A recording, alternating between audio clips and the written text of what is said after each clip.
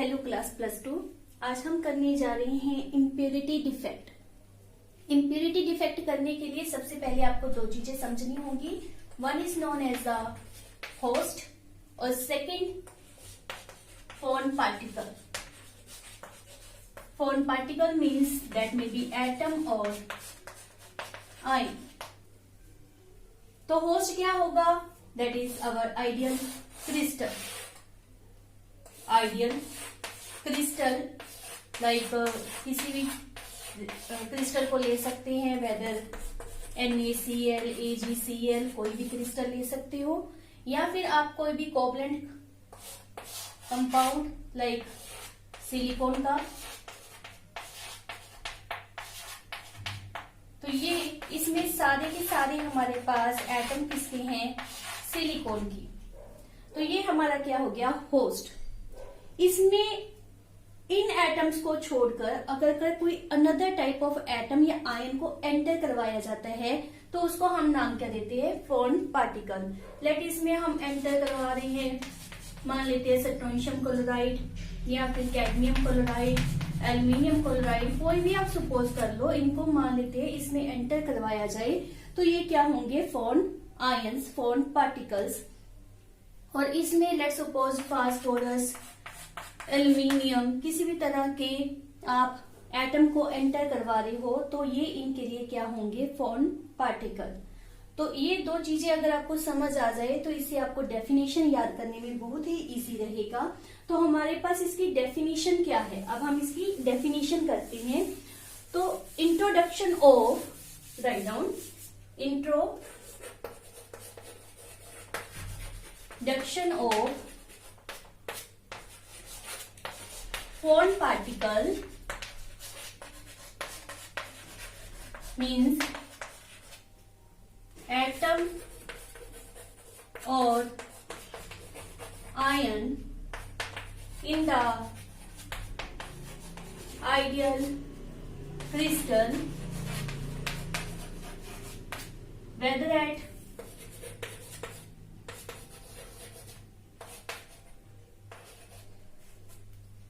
लैटिसाइड, वो आपको पहले से ही नोन है क्या होती है लैटिसाइड, और on interstitial site is called as impurity defect.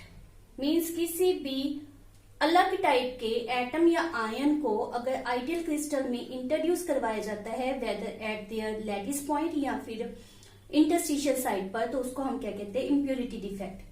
इसके साथ ही आपने किया था कि जो इम्प्योरिटी डिफेक्ट है वो दोनों तरह के सॉलिड में पाया जाता है, कोवलेंट और आयनिक। सबसे पहले हम आयनिक सॉलिड की बात करेंगे कि आयनिक सॉलिड में यह डिफेक्ट किस तरह से पाया जाता है। तो उसके लिए हम क्या कर रहे हैं? इन द आयनिक सॉलिड में इसको सबसे पहले हम समझ रहे हैं।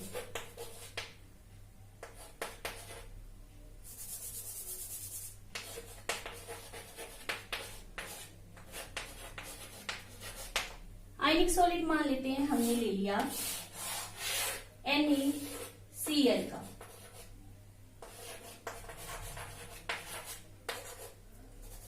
ये आप पहले भी कर चुके हो। NaCl का हमने आयनिक सॉलिड लिया है। ये हमारा हो गया host, this one our host. अब इसकी एक लिमिटेशन समझ लो कि जब भी आपने इम्प्योरिटी को एंटर करवाना है, it should be in molten state. तो ये जो NaCl हमारे पास है, इसको हमने हीट करके मोल्टन फॉर्म में कन्वर्ट कर लिया। अब इसमें हम इंट्रोड्यूस करवा रहे हैं little amount of strontium chloride. Strontium chloride जब एंटर करवाएंगे तो क्लोरीन में तो आपको कोई चेंज नजर नहीं आएगा। बट अबाउट सेट्रोनियम, पहले इसका चार्ज समझते हैं। इसके ऊपर चार्ज कितना होगा? 2 पॉजिटिव। जितने भी हमने अभी तक डिफेक्ट किए हैं सभी में हमने आफ्टर द डिफेक्ट इसको न्यूट्रल ही रखा है, और इसमें भी आफ्टर द डिफेक्ट ये न्यूट्रल होना चाहिए। तो अगर सेट्रोनियम मोल्टन फॉर्म में एंटर करवाया और उसने यहाँ पर सोडियम को डिस्प्लेस करना है, तो वह कितने सोडियम को डिस्प्लेस करेगा? इसके ऊपर चार्ज कितना है? 2 पॉजिटिव, तो यहां पर 2 पॉजिटिव चार्ज रिमूव होना चाहिए। इट मीन्स एक अगर स्ट्रोंशियम एंटर होगा तो 2 सोडियम आयन डिस्प्लेस हो जाएंगे। तो यहां से 2 सोडियम डिस्प्लेस हो गए। 1 सोडियम की प्लेसमेंट किसने ले ली? स्ट्रोंशियम ने। बैलेंस है, एज ए न्यूट्रल टर्म ये बैलेंस्ड है, जितना पॉजिटिव है उतना ही नेगेटिव है। तो what about this one side? तो ये साइड आपकी क्या रहेगी? वेकेंट। इसको हम केटायन वैकेंसी रेफर करेंगे। ये हमारा strontium molten form of NaCl में जब इंट्रोड्यूस करवाते हैं तो 2 सोडियम को रिप्लेस कर देता है और एक जगह पर ये खुद आ जाएगा। सोडियम दोनों बाहर निकल गए, एक जगह पर ये खुद आ जाएगा और एक जगह जो खाली होगी उसको हमने नाम क्या दे देना है? केटायन वैकेंसी का। अब मेन जो आपने टर्म याद रखनी है कि स्ट्रोंशियम कोस केटायन वैकेंसी। एक स्ट्रोंशियम ऐड किया तो कितने हमारे पास केटायन वैकेंसी अराइज हुए? 1। It is just based upon the charge. समझ आ ही रहा होगा। मान लेते हैं समझने के लिए बेटर, यहां पर हम कैडमियम क्लोराइड को NaCl में एंटर करवाते हैं। तो अगेन आपने क्या चेक करना है? चार्ज। तो कैडमियम के ऊपर कितना चार्ज है? 2 पॉजिटिव। एंटर किस में करवा रही है? In this one. सोडियम के ऊपर चार्ज कितना है? 1। Should be balanced. तो 2 सोडियम अगेन रिप्लेस होंगे। कैडमियम 2 पॉजिटिव जब इंट्रोड्यूस होगा 2 सोडियम रिप्लेस होंगे, एक की जगह पर कैडमियम आ जाएगा और एक जगह क्या रह जाएगी? वेकेंट। अब इसके लिए बताइए क्या करना होगा? लेट इसको एंटर करवा दें, एल्यूमिनियम क्लोराइड को। तो अगेन चार्ज चेक किया, 3 पॉजिटिव। अब कितने सोडियम को डिस्प्लेस करेगा ये? ऑब्वियसली 3। एक एल्यूमिनियम 3 पॉजिटिव 3 सोडियम को डिस्प्लेस करेगा, एक ही जगह पर ये खुद आ जाएगा। What about 2? तो यहां पर कितनी वैकेंसीज क्रिएट हो जाएंगी? 2 केटायन वैकेंसीज। ये मेनली माइंड में रखने वाली बात है। आपने चार्ज को चेक करना है, एक ही जगह पर दिए हुए फोन पार्टिकल को लगा देना है और दूसरी जगह पर वैकेंसी अराइज हो जाएगी। आपके पास अगर होस्ट में 1 पॉजिटिव है, एंटर करने वाला फोन पार्टिकल 2 पॉजिटिव है, तो it means 1 cation vacancy arise होगी। अगर एंटर करने वाला फोन पार्टिकल 3 पॉजिटिव है और यहाँ पर 1 पॉजिटिव है, तो आपके पास after the 1 aluminium 3 positive 2 cation vacancies arise होंगी। ये मेनली माइंड में रखने वाली बात है। यहाँ पर एक और क्वेश्चन अराइज हो सकता है, is in this can we enter NaCl as a foreign particle? तो नो। हमेशा याद रखो कि जो होस्ट होगा, जो आइडियल क्रिस्टल होगा, उसमें जो चार्ज होगा वो कम होना चाहिए और जो फोन पार्टिकल है उसका चार्ज इसके कंपैरेटिव ज्यादा होना चाहिए। होस्ट का चार्ज कम और जो फोन पार्टिकल है उसका चार्ज ज्यादा होना चाहिए। तो दोबारा इसी पर ही आ जाती है, that is our main point कि स्ट्रोंशियम 1 ऐड करवाने पर आपके पास 1 केटायन वैकेंसी अराइज हो जाती है। This is about the ionic defect, impurity defect in the ionic solid. इसी के ऊपर बेस्ड हमारे पास न्यूमेरिकल भी पूछे जाते हैं। हम एक न्यूमेरिकल को अभी डिस्कस ही करते हैं ताकि हमें ज्यादा क्लियर हो जाए। लेट एनसीईआरटी में आपके पास ये क्वेश्चन दिया हुआ है। हमारे पास उन्होंने क्वेश्चन पूछा है, if NaCl is doped with 10⁻³ mole% of strontium chloride, NaCl is doped with, doping meaning क्या होता है? Impurity defect. इम्प्योरिटी डिफेक्ट का ही दूसरा नाम क्या होता है? डोपिंग। तो उन्होंने कहा है कि NaCl is doped with 10⁻³ mole% of strontium chloride. What is the concentration of cation vacancy? तो हमने पता क्या करना है? concentration of cation vacancy. NaCl is doped with 10⁻³ mole% of potassium chloride. तो पहले हम इस चीज की एनालिसिस करते हैं. It means 100 mole of NaCl percentage refer की है. आफ्टर वट NaCl, तो हमारे पास क्या होंगे कि अगर 100 मोल हमारे पास NaCl है तो उसमें 10⁻³ मोल पोटेशियम क्लोराइड को एंटर करवाया गया, और लिटिल अमाउंट. क्लियर. तो 1 मोल में कंसंट्रेशन पता करनी है. सो 1 मोल में कितना होगा, this much mole. 1 mole has how much particle, well known है.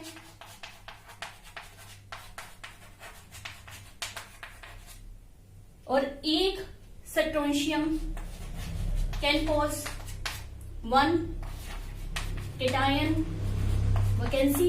ये आपने पहले ही किया है. एक पोटेशियम के कारण एक केटायन वैकेंसी अराइज होगी. अगर इतने मोल हमारे पास है तो ये इतनी ही केटायन वैकेंसी अराइज करेंगी, और इतने पार्टिकल की भी वैल्यू कितनी आ जाएगी, तो मल्टीप्लाई. तो ये हमारे पास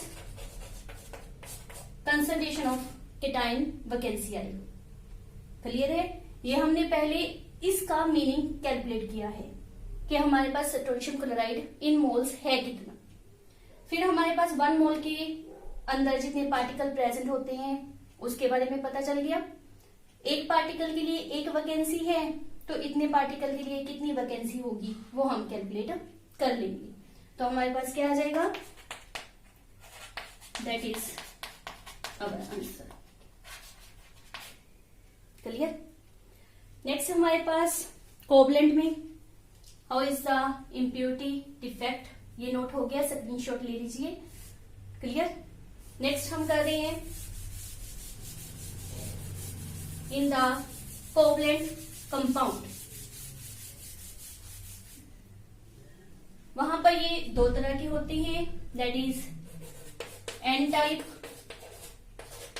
सेमीकंडक्टर.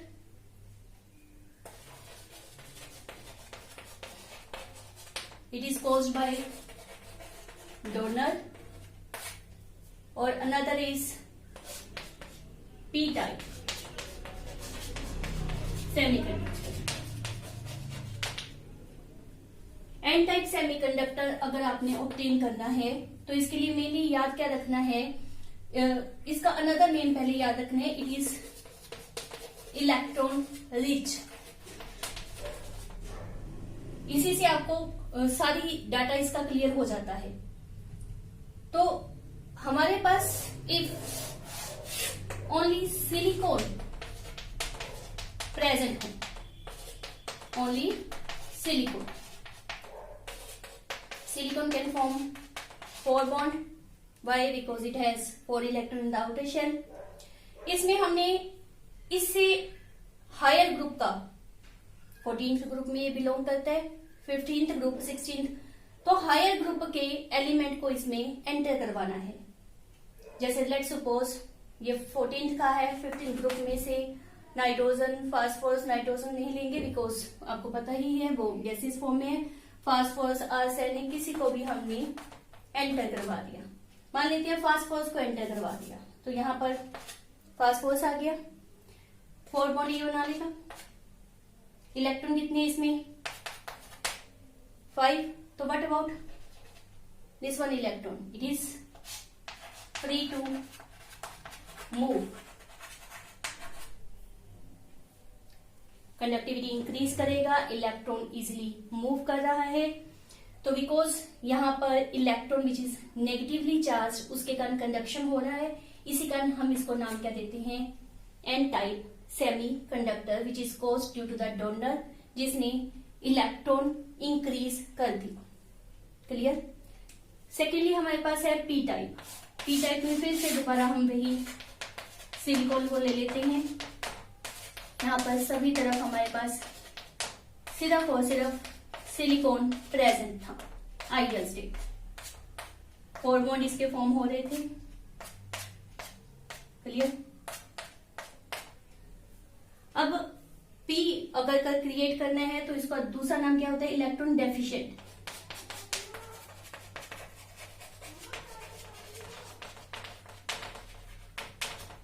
तो इससे बिलो वाले ग्रुप का कोई भी एलिमेंट एंटर करवा दोगे, मींस 13th ग्रुप का कोई भी एलिमेंट एंटर करवाना है। लेट्स सपोज एल्यूमिनियम, तो यहाँ पर किसी भी जगह पर हम एल्यूमिनियम को एंटर करवा देते हैं। What about aluminium valence electron, that is only 3, तो इट मीन्स ये 3 बॉन्ड तो बना लेगा, this one, this one, this one. ये बॉन्ड बनाने के लिए ये तो इलेक्ट्रॉन देने में कैपेबल है, लेकिन यहां पर नो इलेक्ट्रॉन, तो यहां पर एम्प्टी स्पेस जो आ गया उसको हम नाम क्या देते हैं, इलेक्ट्रॉन होल और इलेक्ट्रॉन वैकेंसी।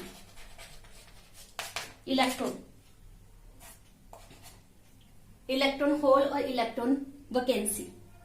अब होता क्या है कि इसको फिलअप करने के लिए लेट्स सपोज इस बॉन्ड में से इलेक्ट्रॉन यहां पर आ गया, तो यहां पर क्या क्रिएट हो गया, होल।